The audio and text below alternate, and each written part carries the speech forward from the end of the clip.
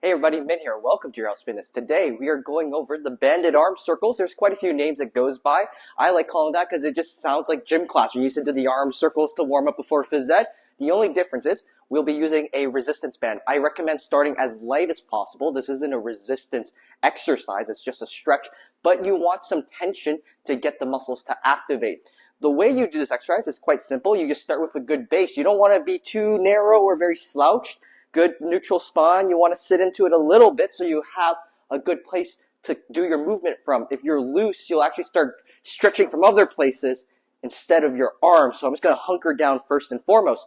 I'm going to grab the band as wide as I need to, okay? If your band is too narrow, you're not going to be able to actually get it over your head. So you need to get it as wide as you need to. If you're more flexible, of course, bring it closer. If you're not that flexible, go as wide as you want, okay?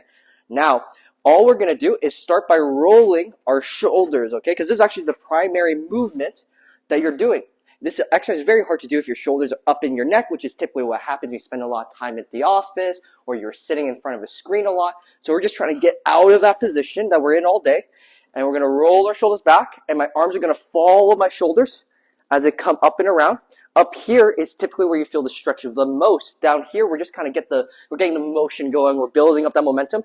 But once we're up here, this is where the stretch really happens. For some people, this is the most they can go to. For others, you can go all the way back, and you're going to tap the band on the back of your hip, bring it back in front of you. A couple of mistakes you want to avoid. You don't want to be like a chicken.